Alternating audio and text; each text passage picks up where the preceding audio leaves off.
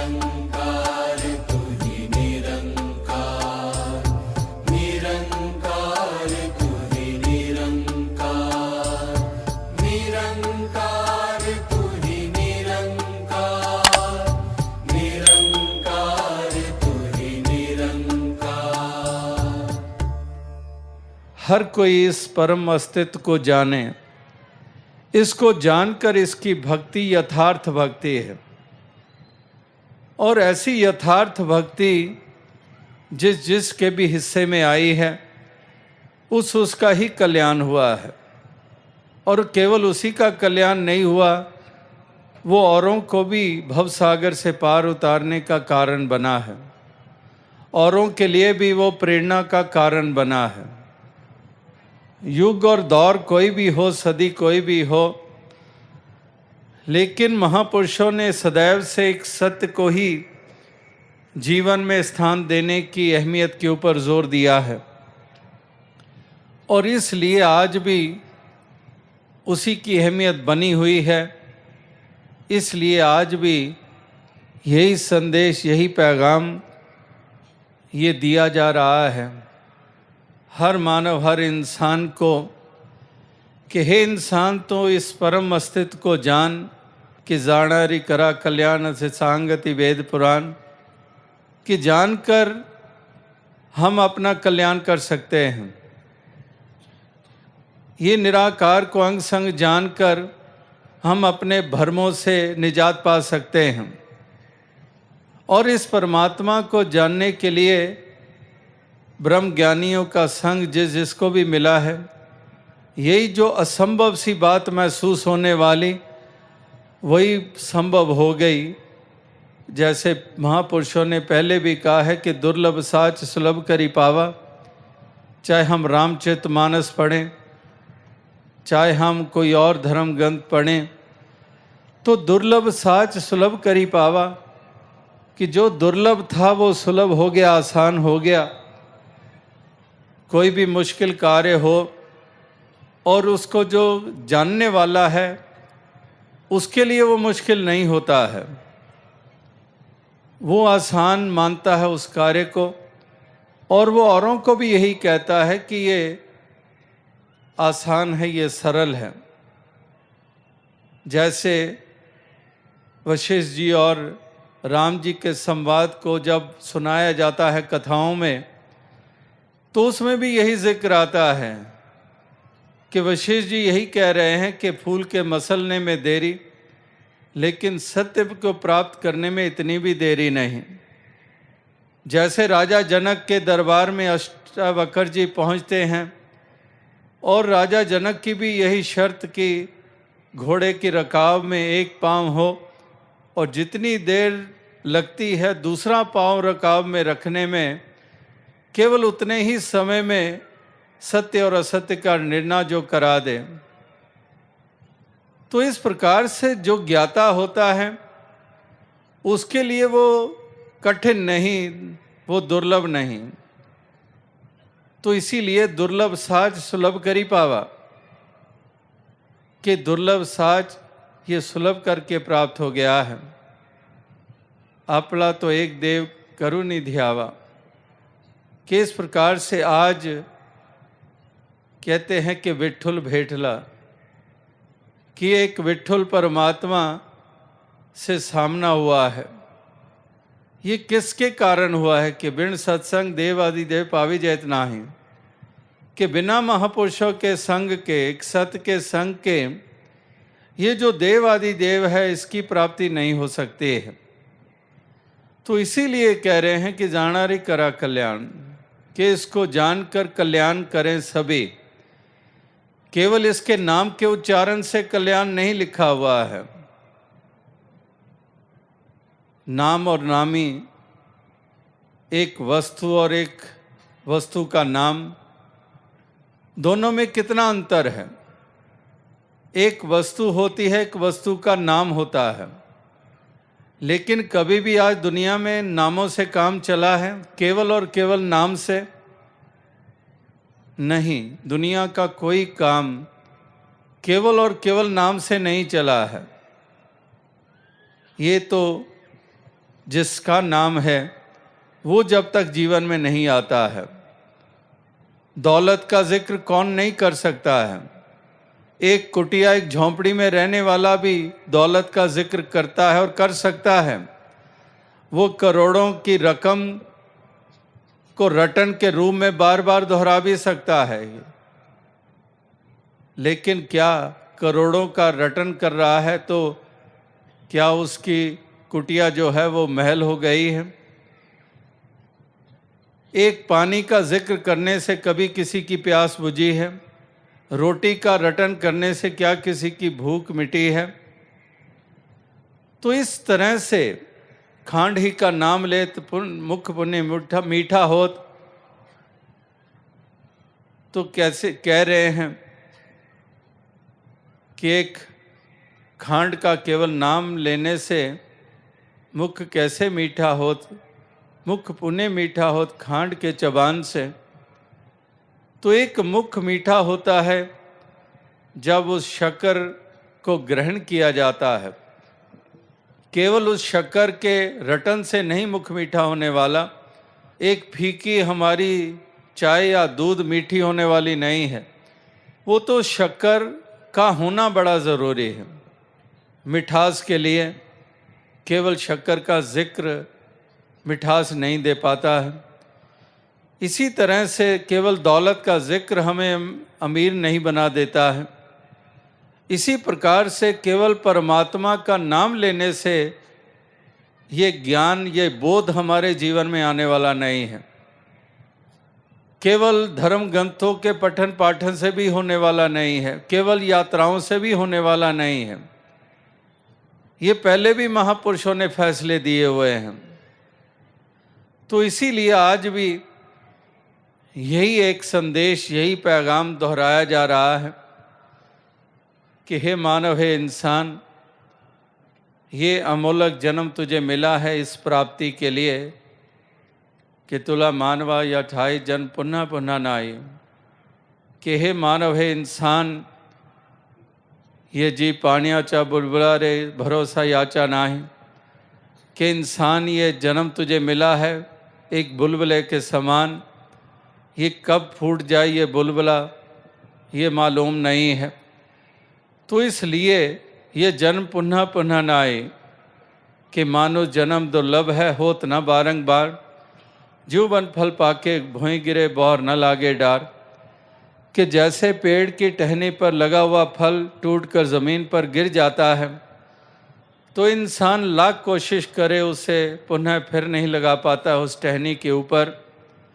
इसी प्रकार से ये दुर्लभ जन्म मिला है, ये बार बार हाथ आता नहीं है। तो अब की बार अगर इंसानी जन्म मिल गया है तो ये सुनहरी अवसर तुझे मालिक ने दे दिया है। एक मूल की पहचान करने के लिए, अपने आप के असली अस्तित्व को जानने के लिए ये सुनहरी अवसर मालिक ने तुझे दे दिया है। अब इस जन्म का पूरा पूरा मोल डालना है, इसका लाभ उठाना है। और वो मोल पड़ेगा केवल दुनियावी दौलतों की प्राप्ति से नहीं, ना किसी विद्वान होने से या फिर धनवान होने से या फिर बलशाली होने के कारण या फिर राजा सम्राट होने के कारण। ये जन्म का मोल नहीं है, ये किसी चीज़ से भी नहीं डाला जा सकता दुनियावी। ये जीवन का मोल, इस जन्म का मोल, ये जब भी पड़ा है तो ये नाम की दौलत, ये सत्य की प्राप्ति के कारण ही मोल पड़ा है। ये है लक्ष्य की प्राप्ति के लक्ष्य को पूरा कर लिया गया है। हर किसी के लक्ष्य होते हैं जीवन में। कोई अच्छी पढ़ाई करना वो लक्ष्य मान लेता है, डिग्रीज हासिल करना लक्ष्य मान लेता है। कोई ये लक्ष्य मान कर चलता है कि मैंने एक नहीं 3-3 बिजनेस हाउसेस खोलने हैं। किसी का लक्ष्य कि मैंने सरकारी एक सर्विस में मैंने ऐसे ओहदे के ऊपर पहुंचना है, मैंने उस पोजीशन पे पहुंचना है। किसी की पॉलिटिकल फील्ड में अपने लक्ष्य होते हैं। तो भिन्न भिन्न लक्ष्य हमारे सामने होते हैं। जिसको खेल में रुचि होती है, वो उस पर्टिकुलर स्पोर्ट्स में वो दिलचस्पी रखता है तो लक्ष्य मान लेता है, उसको लक्ष्य बना लेता है कि मैंने भी फलां स्पोर्ट्समैन की तरह मैंने उस मुकाम तक पहुंचना है। तो हर किसी के एक अपने अपने लक्ष्य हैं जीवन में, दुनिया और दुनियादारी में। लेकिन महापुरुष संत जन एक सबसे बड़े लक्ष्य को एहसास करने के लिए उसको सन्मुख रखने की बात करते आ रहे हैं, और वो लक्ष्य है कि ब्रह्म की प्राप्ति, एक हरि की प्राप्ति, इस निराकार पारब्रह्म परमात्मा का बोध हासिल करना, इससे नाता जोड़ना, आत्मा को आवागमन के बंधन से निजात देनी, ये सबसे बड़ा लक्ष्य है। इसलिए मनुष्य जन्म की अहमियत है। जैसे दास अक्सर मिसाल देता है कि एक बांसुरी का मधुर संगीत सुनने के लिए बांसुरी का होना ज़रूरी है। और बांसुरी कब बनेगी? अगर बांस होगा। अगर बांसी नहीं है तो बांसुरी कैसी? संगीत की, बांसुरी की उस ध्वनि की तो उम्मीद ही छोड़ दें। जब बांसी नहीं है तो बांसुरी वजूद में नहीं आ सकती है, और अगर बांसुरी ही नहीं बनी तो संगीत कौन सा सुनेंगे? तो इसी प्रकार से बेसिकली, मूल रूप में, ये मनुष्य जन्म होना जरूरी है। तो इसलिए बड़े भाग्य मानुष तन पावा, सुर दुर्लभ सब ग्रंथ ही गावा, कि बड़े भाग्य मानुष तन पावा। तो इस प्रकार से वो बांस का रूप, के बांस का अस्तित्व हुआ, और उसके कारण ही उसी बांस से बांसुरी बना ली गई। और जब बांसुरी बना ली गई, फिर उस बांसुरी में फूंक मारी गई, और उससे कितना मधुर संगीत पैदा हुआ। तो इसी प्रकार से मूल रूप में ये प्राप्त हो गया इंसानी जन्म, तो बड़े भाग्य मानुष तन पावा। और जब ये जन्म मिल गया, उसके बाद जब ब्रह्म ज्ञानियों का संग मिल गया, जगे हुए दीपक के साथ बुझा हुआ दीपक छो गया, तो उस बुझे हुए दीपक में भी लौ जग गई, वो भी उजाला उसमें स्थापित हो गया। इसी प्रकार से फिर उजाला स्थापित हो गया, तो उसी उजाले, उसी रोशनी में ये जीवन का सफ़र तय हो गया। तो इसलिए जीवन में ऐसी एक क्रांति घटित हो गई, और एक जीवन के उस मुकाम तक पहुंच गए जो मुकाम सबसे ऊंचा मुकाम माना गया है। तो इसीलिए ये प्रेरणाएं, ये संदेश, ये पैगाम, ये स्थान स्थान पर ये दिया जा रहा है, युगों से दिया जा रहा है, और आज भी यही संदेश दिया जा रहा है उनके द्वारा जिन्होंने इस मंजिल को पाया है। जैसे पहले भी कहा है सूफी संतों ने भी कि पाया है कुछ पाया है, मेरे सतगुरु अलख लखाया है, कि मैंने पाया है कुछ पाया है, मेरे सतगुरु ने अलख की लखता करा दी है। कि अलो अलख ना जाई लखिया, गुरु गुर दीना मीठा, कहे कबीर मेरी संसा नासी, सर्व निरंजन डीठा। तो इस प्रकार से ये जो अलख है, इसकी लखता ये करा दी है सतगुरु ने, मुर्शद ने, ब्रह्म ज्ञानी ने। तो इस प्रकार से ये कृपा हुई, और ये लखता होगी, सत्य का बोध हो गया। तो इसलिए महापुरुष कहते हैं कि ऐसे ब्रह्म ज्ञानियों का संग करके जब ये लौ जग जाती है, हमारे जीवन का अंधकार, इस आत्मा का अंधकार जो जन्मों जन्मों का चल रहा है, इस अंधकार से छुटकारा ये प्राप्त हो जाता है। इसीलिए ये जीवन के श्वासों का बहुत मोल है, क्योंकि एक एक श्वास हाथों से निकल रहा है। एक दिन में शायद 24,000 बार कहते हैं कि श्वास लिए छोड़े जाते हैं।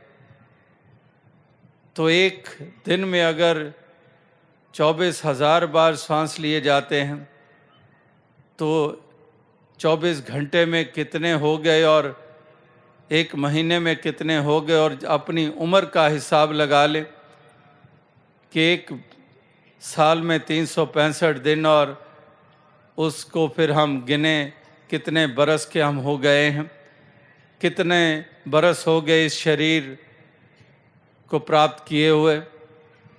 तो उससे हम हिसाब लगा सकते हैं कि कितने श्वास हाथों से चले भी गए, वो हाथों से निकल भी गए, और बात करते करते भी फिर से ही दर्जनों श्वास हाथों से निकल गए, सुनते हुए भी श्वास हाथों से निकल गए।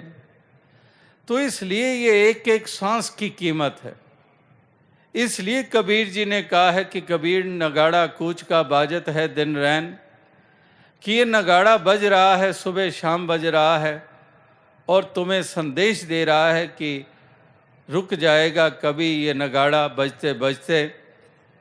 तो इसलिए इंसान ये मनमुख ना बना रहे, एक इस प्रकार से अपना मुख सत्य की ओर, गुरु की ओर कर ले।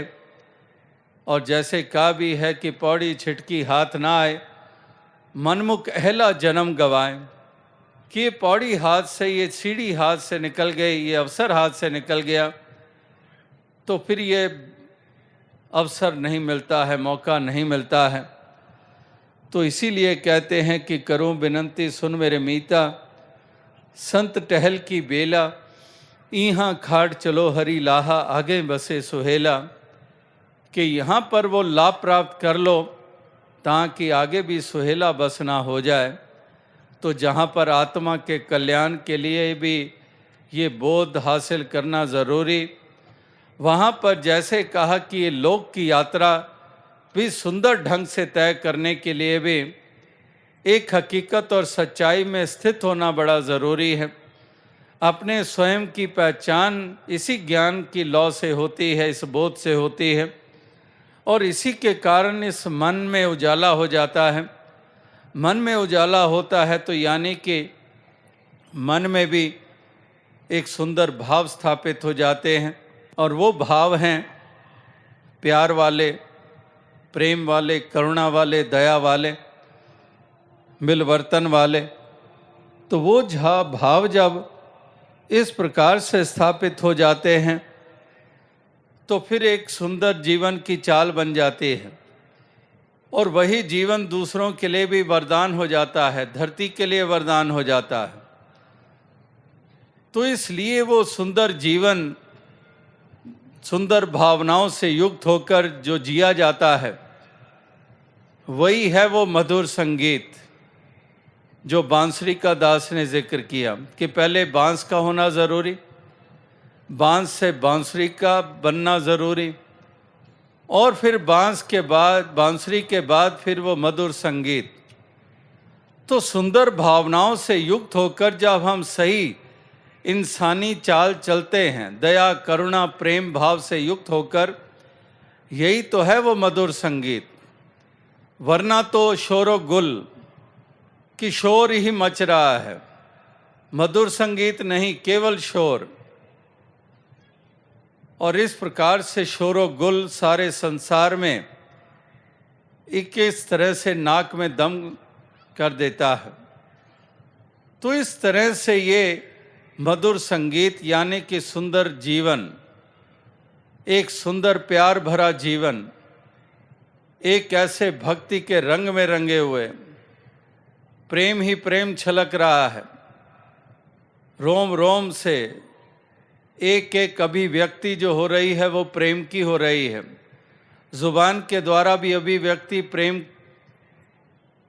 द्वारा हो रही है। इसी प्रकार से जितने भी आव भाव हैं वो सब प्रेम के अंतर्गत।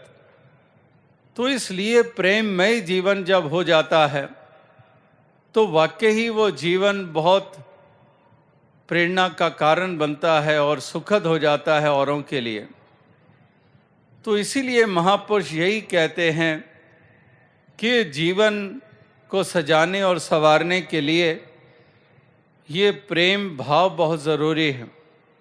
यही प्रेम का नगमा, यही प्रेम के तराने, इस प्रकार से ये प्रेम के मधुर संगीत ये जो पैदा होता है वाणी के द्वारा भी, ऐसी वाणी बोलिए मन का आपा खोए, औरन को शीतल करे आप भी शीतल होए, कि इस प्रकार से ऐसे प्रेम ही छलक रहा है मीठी वाणी में, मिठास ही मिठास, क्योंकि प्रेम मिठास का रूप है और नफरत कड़वाहट से भरा हुआ रूप है, कि कड़वाहट ही कड़वाहट, वाणी में भी कड़वाहट, व्यवहार में भी कड़वाहट, एक नफरत, वैर, ईर्ष्या, जलने का भाव, जलाने का भाव, तो वो सब कुछ एक नुकसान का कारण बनता है।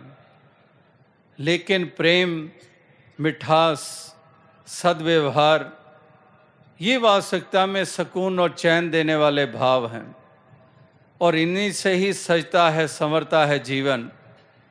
तो इस कदर सजा हुआ, संवरा हुआ जीवन हर कोई जी पाए, इसीलिए महापुरुष संत जनों की मति को धारण करना, ये बार बार ये प्रेरणा दी जाती है कि संतों की मति को धारण कर लें, अपनी मति को, मनमति को तज दें और गुरमति रंगमान, कि गुरु की मति को धारण करें, संतों की मति को धारण करें, जो प्रेम, करुणा, दया भाव से खुद युक्त हैं, और हम भी उसी चाल को चलें, वही अनुकरण करें, वही अनुसरण हम करते चले जाएं। यही एक प्रार्थना, यही एक शुभकामना, यही एक अरदास की जा रही है कि इस प्रकार से इंसान जीवन जिएं, ये नफ़रतों का दामन छोड़ें। नफ़रतों ने कितने नुकसान किए हैं, आज तक कोई बताए कि नफ़रतों से लाभ हुआ है? सिवाय नुकसान के कुछ नहीं हुआ है। नफ़रतों ने हिंसा को जन्म दिया और हिंसा ने कहर ढा दिए। तो नफ़रतों ने तो हमेशा उजाड़ा ही है। आप भी लगातार वो पंक्ति शायर लोग पढ़ते भी हैं, आप भी पढ़ते हैं कि प्यार सजाता है गुलशन को और नफ़रत वीरान करे, कि प्यार गुलशन को सजाता संवारता है, लेकिन नफ़रत जो है वो वीरानगी लाती है। तो इसलिए नफ़रत का दामन छोड़ें और प्यार का दामन पकड़ लें। बहे तो ज्ञान और प्रेम की गंगा बहे, ना कि खून की नदियां बहाई जाएं। जैसा कि नफ़रत के कारण हिंसा और हिंसा के कारण खून की नदियां बहाई जाती हैं, तो प्रेम की गंगा बहाते चलो। यही महापुरुषों संतों ने चाहा है कि प्रेम की गंगा बहाते चले जाओ, तो प्रेम भरा जीवन जिए सभी, प्यार ही प्यार के तराने हो।